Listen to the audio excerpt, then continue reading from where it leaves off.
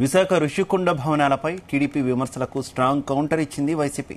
అవి ప్రభుత్వ భవనాలేనని, ప్రైవేట్ ఆస్తులు కావని తెలిపింది. విశాఖకు గత ప్రభుత్వం ఇచ్చిన ప్రాధాన్యంలో భాగంగానే వీటిని కట్టిందని వైసీపీ సోషల్ మీడియాలో ప్రకటించింది. విశాఖ ఆర్థిక రాజధాని అని చంద్రబాబు నాయుడు 1995 నుంచి వదలగొడుతున్నారని తెలిపింది. 4 సార్లు ముఖ్యమంత్రి అయినప్పటికీ రాష్ట్రపతి, గవర్నర్ లాంటి ప్రముఖులు వస్తే ఆతిథ్యం ఇవ్వడానికి వైజాగ్లో సరైన భవనాన్ని చంద్రబాబు కట్టించలేకపోయారని ఫైర్ అయింది.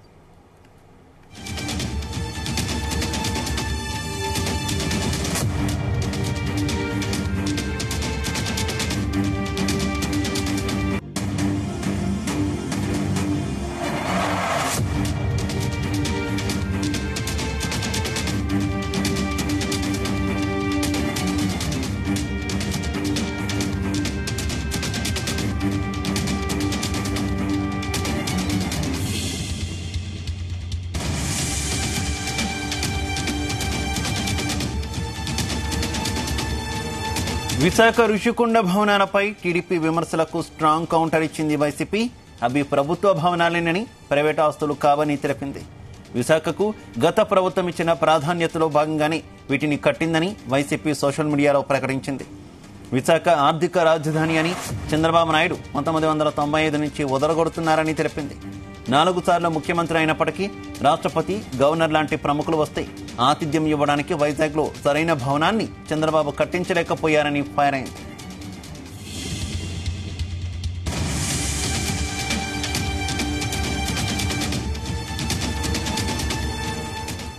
ఇక ఇదే విషయానికి సంబంధించి మరింత సమాచారం మా కరెస్పాండెంట్ శ్రీనివాస్ అందిస్తారు. శ్రీనివాస్, విశాఖలో ఋషికొండ పైన కట్టినటువంటి భవనాలకు సంబంధించి టీడీపీ విమర్శలకు వైసీపీ కౌంటర్ ఇచ్చినట్టు తెలుస్తుంది. అప్డేట్స్ ఏంటి?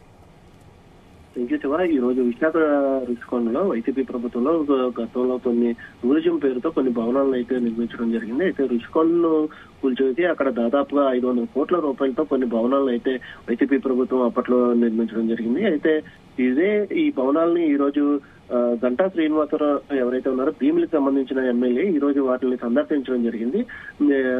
గంటా శ్రీనివాస్ తో పాటు జనసేన నాయకులు, టీడీపీ నాయకులు, అలానే మీడియాను కూడా ఏదైతే ఋషికొండ భవనాలు ఉన్నాయో భవనాల్లోకి తీసుకెళ్లడం జరిగింది. అయితే ఋషికొండ భవనాల్లో ఏముంది అని తెలుసుకునే ప్రయత్నం చేద్దామంటూ కూడా గంటా శ్రీనివాసరావు తన కారు నుంచి ఒక వీడియోని అయితే రిలీజ్ చేయడం జరిగింది.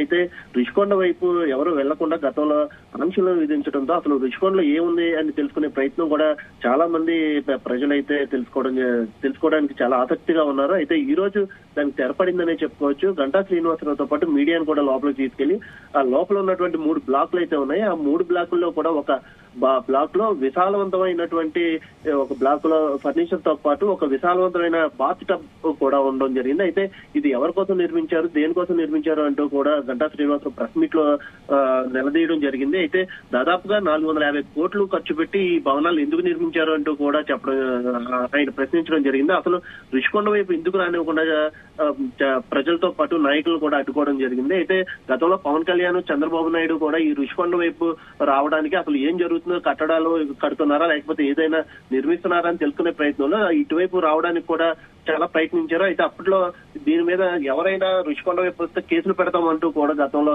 వైసీపీ ప్రభుత్వం నాయకులతో పాటు చంద్రబాబుని అలాగే పవన్ కళ్యాణ్ కూడా అడ్డుకోవడం జరిగింది. అయితే అసలు ఋషికొండలో ఏం జరుగుతుందనే విషయంపై చాలా మంది కేసులు కూడా పెట్టడం జరిగింది. అసలు ఎందుకు అటువైపు రానివ్వట్లేదు అంటూ కూడా గతంలో అనేక మంది దీనిపై తెలుసుకునే ఆసక్తి అయితే చూపించారు. అయితే ఇవన్నిటికీ ఈ రోజు తెరపడిందనే చెప్పుకోవచ్చు.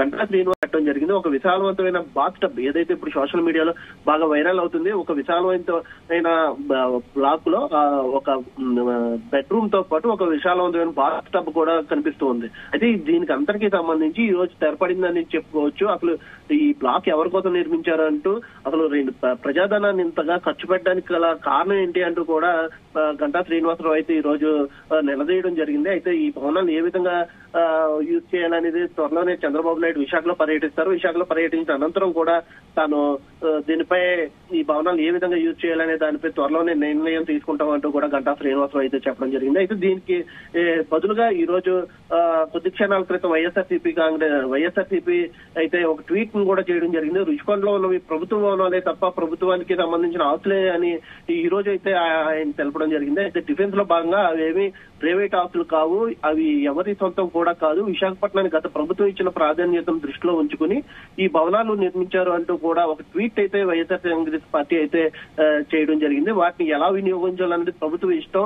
అలాంటి ప్రభుత్వ భవనాల్లోకి వెళ్లి ఫోటోలు తీయించి వాటికి వ్యక్తీకరణలు జోడించి మృత జలాలను ప్రయత్నించడం కనుక ఉద్దేశాలు ఏంటో ప్రజలు గమనిస్తున్నారు అంటూ కూడా ఒక ట్వీట్ అయితే చేయడం జరిగింది. 1995 నుంచి కూడా విశాఖపట్నం ఆర్థిక రాజధాని అని చంద్రబాబు ఊదరగొడుతున్నాడు అంటూ కూడా ఒక ట్వీట్ అయితే వైఎస్ఆర్సీపీ అయితే ట్వీట్ చేయడం జరిగింది. ఇప్పటికీ 4 సార్లు ముఖ్యమంత్రి అయ్యాడు. విశాఖ నగరానికి ఒక ప్రధానమంత్రికి వచ్చిన, రాష్ట్రపతి వచ్చిన, ముఖ్యమంత్రి వచ్చిన, గవర్నర్ వెళ్ళినా ఎవరికి కూడా ఆతిథ్యం ఇవ్వడానికి సరైన భవనం లేకపోవడం వల్లే రుషికొండ రిసార్ట్ లో భవనాన్ని నిర్మించామంటూ కూడా వైఎస్ఆర్ కాంగ్రెస్ పార్టీ అయితే తెలపడం జరిగింది. విశాఖపట్నం ప్రజలు ఏం జరుగుతుంది అనేది త్వరలోనే తెలుసుకుంటారు. ఇంకా చంద్రబాబు నాయుడు ఎటువంటి నిర్మాణాలు గతంలో ఎక్కడా చేయలేదు, మేము మాత్రమే నిర్మించాము అంటూ కూడా డిబేట్లో సమాధానం ఇవ్వడం జరిగింది. శివ, అయితే గతంలో ఇదే నిర్మాణాలకు సంబంధించి అంటే టూరిజం భవనాలు నిర్మిస్తున్నాం అంటూ వైఎస్ఆర్సీపీ ఎక్కువగా చెప్పినటువంటి విషయం మనం గమనించాం. ఒక్క ఎన్నికల సమయంలో మాత్రమే ముఖ్యమంత్రి అక్కడి నుంచి పరిపాలన చేయబోతున్నారని చిన్న చిన్న లీకులు ఇవ్వడం మినహా దాదాపు అక్కడ ఏం నిర్మాణం జరుగుతుందో కూడా దాచిపెట్టినటువంటి సిచ్యువేషన్స్ చూపించినటువంటి నేపథ్యంలో ఇప్పుడు వైసీపీ ఇస్తున్నటువంటి సమాధానం ఏ మేరకు గట్టి కౌంటర్ అనుకోవాలి? అయితే గతంలో ఇదంతా కూడా ఒక సీక్రెట్ గా ఎవరు అటువైపు వెళ్లకుండా రుషికొండను పూర్తిగా ధ్వంసం చేశారని గతంలో చాలా మంది కేసులు కూడా వేయడం జరిగింది. అసలు రుషికొండలో ఏం జరుగుతుందనే ప్రయత్నం తెలుసుకోవడానికి కూడా అటువైపు ఎవరు వెళ్లకుండా పోలీసులతో ఆంక్షలు విధించారు.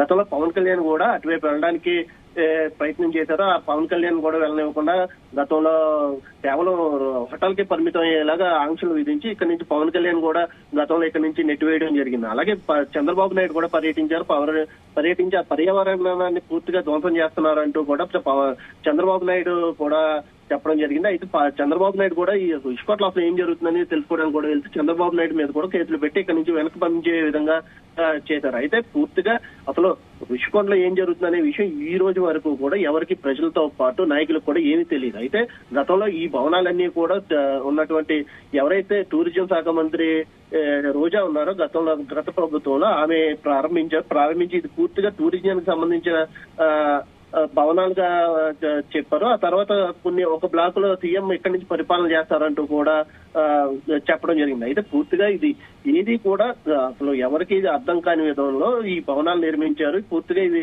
450 కోట్లు దేనికి ఖర్చు చేశారు, అసలు ఈ ఒకవేళ రాష్ట్రపతికి లేదా గవర్నర్ లేకపోతే వేరే ఎవరైనా ముఖ్య అతిథి వచ్చి చేసినప్పుడు దీని పర్మిషన్ తీసుకుని నిర్మిస్తే బాగుండేది కదా అని చెప్పి గత ప్రభుత్వంలో చాలా మంది అయితే విమర్శించడం జరిగింది. అయితే ఇందుకు ఇదంతా కూడా మీరు వివరించకుండా ఇంత సీక్రెట్ గా భవనాలు నిర్మించడం గల కారణం ఏంటి అంటూ కూడా ఇప్పుడు టీడీపీ అయితే ప్రశ్నించడం జరుగుతుంది.